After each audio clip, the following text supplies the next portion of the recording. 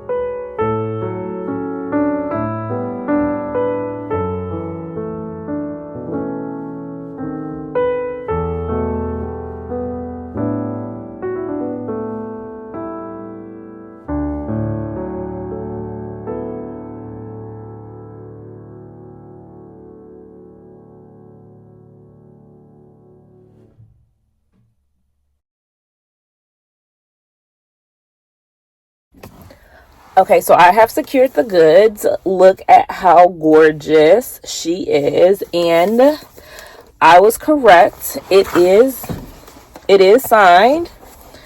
And then we get this cute postcard. So I'm very, very excited. I have not read this.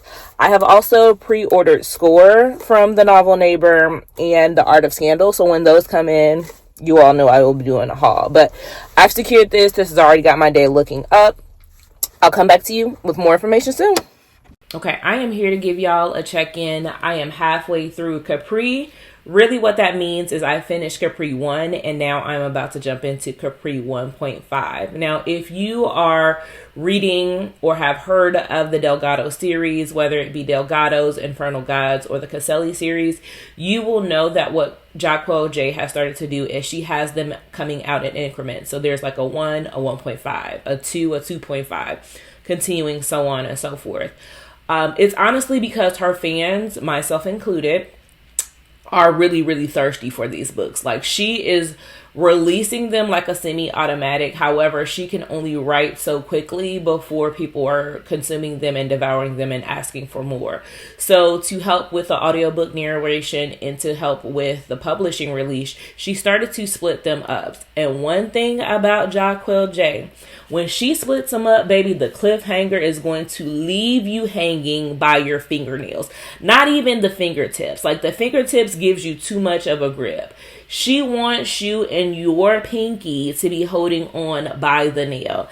And baby, if you don't have no nails, baby, you're just going to fall. Because the way I am going down this series like a rabbit hole, the way in which she just ended off Capri 1, thank God I ain't got to go to work tomorrow. Because, what you mean? Like Goon said, fuck you mean? Like, I'm never going to not jump into 1.5 immediately because baby, the cliffhanger is cliffing. I wanted to show y'all the actual cover. You probably can't see it, but this right here is a tattoo of a flower that is on our male main character, Quamir. So again, when it comes to like figuring out a flower, I'm reaching. I want y'all to know this is almost like the ultimate friends to lovers for the people who say they hate friends to lovers. Not in the like mushy, I've been pining for you forever, it's unrequited romance, it is pathetic. No. There's absolutely nothing pathetic about the way this man Quamir wants Capri. He also said, hey, I knew from when I first seen you, you was my woman. I was tied up with who's now my baby mama, and I couldn't be with you in the way in which I knew I was going to want to be with you because I'm a stand-up guy. However, there's nothing coming between me and you. Neither time nor space is going to be an issue for me because, like he told Capri in this book, you always got time for me because I always got time for you. Y'all, he has a little girl. So Quamir is I would say, I'm not going to say single father because Brandy is in the picture. Now, Brandy is a girl that Capri used to go to college with. So they had always run around in the same circles. However, Capri is cut from a different cloth. And so she never rocked with Brandy, but she always knew that Brandy and Quamir were together. Now, come to find out, I think there is a little bit of history in terms of Quamir and Capri had a little rendezvous. Back when they were in college, they had their own things going on. And now is the perfect time for them to be together because Capri has gone on what people are calling an eat, pray, love journey. She had been away for a year in Singapore. Like I said at the beginning of the video, really trying to recenter herself and figure out what she desired out of life. Now, she has come back home. She's trying to figure out what her place is in life. Her brothers are happily married. They have children. And these are things that she's always wanted for herself.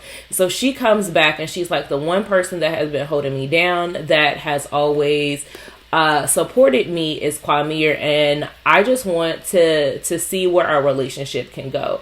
Unfortunately, she's like, but I can't give him anything more unless he decides to bare his soul to me, essentially.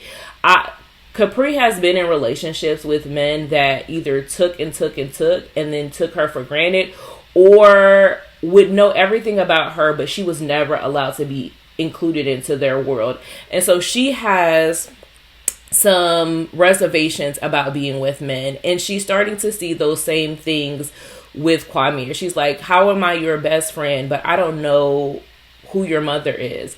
I have never met your child. Like, we can't be together in a relationship if this is how you treat me as a friend. And so first and foremost, I love that she already established that boundary. She said, when it comes to you telling me I always have to put me first, that even includes in the situations in which I'm interacting with you. If you can't give me all of you, you can have none of me. And I'm like, okay, queen. But in the same token, Quamir has to relearn how to trust because, again, his ex-girlfriend, Brandy, had played him so tough that he had become hardened to women. And so he is learning, okay, if I don't want to lose this woman, I really have to do things differently with her, and I can't hold things against her. But in the same time, he unstable because my favorite part happens to be the fact he's like, you're not with no other man. Even if I don't have my stuff together, even if I have to work through my baggage and my trauma, I waited for you for a year.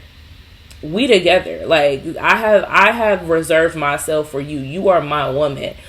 He is so protective and so caring and so loving, and like I said, he also equally has a big heart, into the fact where he's like, okay, I am going to put all of my effort into showing you I'm the man that you need. Don't call your brothers no more, call me. I'm literally your husband, your world, your everything. That's how he put himself in her phone. And I really enjoy being able to see Capri and Alaya and Aaron establish this relationship, because Capri hadn't had female friendships. You're going to see that she has a friend named Jessie who is getting married, who also happens to be friends with Brandy. And I have a feeling drama is getting ready to ensue. But in addition to that, you've got things that are going on with other family members in the Delgados. Amy and Capella's situation carries on from the previous book. You've got drama shaking up with Blair and being in a relationship now, and Qasim not necessarily knowing how to handle it. I love this series, and I can't wait to continue on. Like I said, I'm going to continue on with 1.5, but I will also be picking up one other book for this, and that is going to be The Hood Flower Girl by M. Monique. I'm going to try to read this for this vlog. This one is a quick novella. I believe it's like 137 pages, and it centers a girl who is a florist, and she is paying respects to one of her favorite teachers who have passed away, and his grandson comes into town and sweeps her off her feet, and they decide, oh, let's see if this can actually work, but their exes get in the way. And so I will be picking this up for this blog. I will continue on with 1.5, and I'll let you know my final thoughts.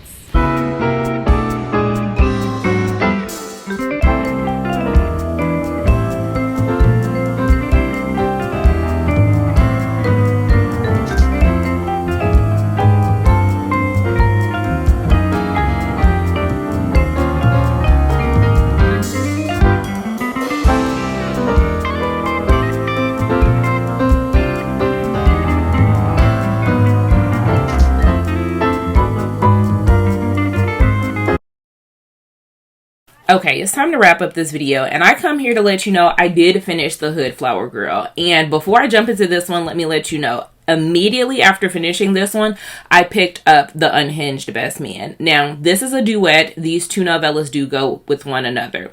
I am not finished reading The Unhinged Best Man. It is something I will be doing tonight, but I don't want this video to drag on. The reason why I am putting both of them in this video to talk about them is because once you read this one, you need to immediately jump into this one. And Monique was very, very smart in the way that she crafted this release. She had this one go out, and then 2 weeks later, The Unhinged Best Man followed it up. Because you are reading them right with one another, you should be caught up with the story. For a lot of people, if you go to look up the reviews, people will say The Unhinged Flower Girl or The Hood Flower Girl finished up too quickly. Like, it was such an abrupt ending. And to me, if I had only read this one and not had a copy of this, I would feel the same way. But if I look back at this, these were released, I want to say, in 2024. And Monique did something extremely smart. She said, I'm going to give you just enough to keep you hooked so that you have to come back and read The Unhinged Best Man. And that is exactly what I'm doing. But for the purpose of this video, I'm just going to talk about The Hood Flower Girl. This is a quick novella that you're going to breeze through. You are automatically wrapped up with the characters. The characters and the way that she wrote them actually was a surprise to me. I came into this one bold, thinking that I knew what was going on. I was completely wrong. I came into this one thinking, okay, one, that the characters were going to be older than what they were. Me personally, I love a good woman in her 30s, mid-20s, even like going into 40s. Like, I am older, and so I typically look for older characters when I read them. However, these characters start off, you first meet them when they're 18 and 20. Immediately, I began to roll my eyes. However, stick with it. Let me let you know.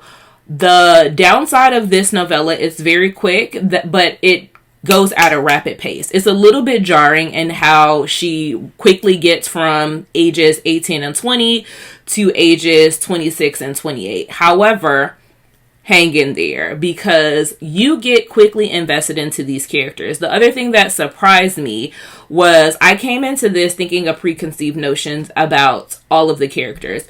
There is our female main character whose name is Poppy. Poppy is a aspiring florist. She turns into her own business, own entrepreneur making flowers. When we first meet Poppy, she's talking to her sister Tandy, and Tandy is saying, hey, the McAvoys are not going to rock with you. Like, you're going to go over there and they're all going to laugh at you. Really giving the mean girl mentality. Like, they don't mess with any of our kind. And so I automatically went in thinking that Poppy was going to be very reserved, very quiet. She was going to be sheltered. She was going to be quirky. That's where you're wrong. Poppy is not the one to mess with. She is what Memphis, who is our male main character, he calls her hood. Like, she can flip the switch on real quick. And so you come in with a preconceived notion of how her character is going to be, and she's the exact opposite. Now, she meets our male main character, Memphis, who is the love interest. She meets him because she's going to pay her respect at her favorite teacher's funeral services. And so Memphis is the grandson of the woman who has passed away, and he doesn't really know Poppy. He like, hey, why you coming up to, pay your respects? Who is you to my granny? Because he's always been a little bit skeptical about his family, and rightfully so. Like, he loves his sister Nikki, who is our FMC and the unhinged best man. Nikki is the one that I assume was going to be rah-rah. Like, I assumed that she was going to be that girl that flies off the handle. But she's the exact opposite. She is very quiet, meek, reserved. She is very nice, kind, and forgiving. But she comes and she sees Poppy and she like, who are you? Why are you coming around? Like, she is very skeptical of her. And Mims, which his real name is Memphis, he's like, hey, I'm gonna let her rock. She answered the questions correctly. In future, Poppy comes to Nikki's defense. And that's how Nikki and Poppy become best friends. And this is very much a little sister's best friend romance. Like, he has always seen Poppy, and he's always been interested in her, but Poppy never gave him the time of day. She saw that, like, he's the guy in the hood that everybody loves, everybody wants to be with, he's getting money. And she like, hey, I'm gonna do this cat and mouse game. If you want me, you gotta work for it. You gotta show it. And when Memphis finally decides to put the pressure on her, there's nowhere that she can turn. Like, this man had been saying, oh, she's not giving me the time. She's not giving me the time of day. However, these two get to reconnect at Nikki's bachelorette party. They go out of town. This is set in Florida, but they go to Atlanta. In Atlanta, things kind of get cracking, and Memphis and Poppy start their love story. Now, once things start for them, everything starts to hit the fan. You're going to get cattiness. You're going to see girl fights. You're going to see jealousy. Poppy experiences with Nikki's other friends. You're going to see how Memphis really learns a lot about his family and why he's so protective over them. He gets to see like his relationship with his father and how that impacted the relationship their mother had, and how he starts to look at love, how Nikki starts to look at love. And it's just so entertaining, so engaging. Like I said, it's a quick page. I think it's 137 pages, so I don't want to give you too much. Just know the ending of this book, your jaw will drop. Like, I knew going in who Nikki's love interest was going to be, and I'm just going to tell you this. It's not the man she's with, and she's planning on marrying in this book. And I'm like, how did we get here? Because the man she's going to be with in here very much is with somebody else in here. That just left me wanting to jump into this more. So if you like drama, if you like a man that is down bad for his woman, like this gives, you can spend the black card type of money. Like whatever you want is yours. But Memphis is not only there to provide gifts and money. he is also an acts of service man. Like, this man knows that Poppy is trying to get her business off of the ground. He sees that she's working in the hood and how she's had to kind of protect herself. He always makes sure that somebody is watching her, whether it's sun up to sundown. If he's not able to be there, he's making sure she's protected and provided for. But he's also not afraid to get his hands dirty. If she needs help making flower arrangements, best believe he says, that's my job. If I'm your man, I'm going to provide and protect you and do everything that you need. Doesn't matter if it's too big or too small, I got you. So I loved it here. Now, the coup de grace, the thing that I finally finished is Capri 1.5. Like I told you, I am so heavy and so deep into Jacquel's universe. And I'm not alone. Everybody, no matter where you turn, is talking about the Delgados. And I had held off on Capri for so long. Capri 1, good. Capri 1.5, fantastic. 5 stars. I know I don't even give ratings like that on here enough. Now, I rate things when I'm on Goodreads or on Storygraph. So please follow me if you're looking for written reviews or my star rating. But I have to tell y'all right now, 1.5, 5 stars. You name it. I was sitting here looking like Jacquel. We are only in 1.5. I still got 2, 2.5, 3, 3.5. You have literally given me everything Quamir and Capri could go through. They're like, you want a highway shootout? Yep, there is happening in this book. You want them to take it to the next level? Baby, they took it to 2 levels and then above some. Like, we sped up their romance, and that's fine because they're friends, and I can see how they're already intermingled with one another. The Delgados and the Infernos, they're locked in. Capadonna, who was her oldest brother, Capri's oldest brother, had the series right before here. And again, I'm not going to spoil anything. Just know that Capadonna is an Infernal god. And that means that's the biker club that he is in. Now, Quamir is the legacy second in command for the Infernal God. So again, Capri's family and Quamir's family are already having vested interest. But then you get to see other characters start to develop that family relation and the connection. The one thing that I love about sitting back and taking my time with this series is I see everything. I know every single character and how they're intertwined. And this universe is so well connected. Like, it is, I feel like Doctor Strange. I know every single possibility. If a character steps on the scene, I say, oh, wait a minute. You're a Caselli. Oh, you are tied to this person. This person is going to be with this person. This person got beef with this person. Baby, you got to read it in order. I loved for Capri's and Quamir's relationship. Like, their relationship is almost the literal most solid relationship. One, partly because they've been friends for a year. That does not mean that they don't have to overcome some things, right? Because as I told you earlier, Quamir, he was burned by Brandy. He is so heartbroken, and he doesn't want to give up control for him and his daughter. He wants to protect what they've got going on. But unfortunately, at this point, he don't have a choice but to let Capri in. She didn't ask. She didn't beg. She was who she was, and that was enough for him. And his ex, Brandy, who is a big issue for them, I'm going to see very, very soon. His ex and the mother of his child is very meddlesome, and they have to go on this girls trip together to support their mutual Jessie. I can see how she's going to be an issue, but Brandy is one of those people where Quamir doesn't allow his relationship with Brandy to come into the way. We would think that Brandy is sowing seeds of distrust, but then Quamir quickly remembers, hey, why am I letting somebody get in between with me and my destiny? Like, Brandy knew ahead of time, like she knew all the way back in college that Quamir wanted Capri. And that just goes to show you the lengths and bounds and how they were meant and fated for one another.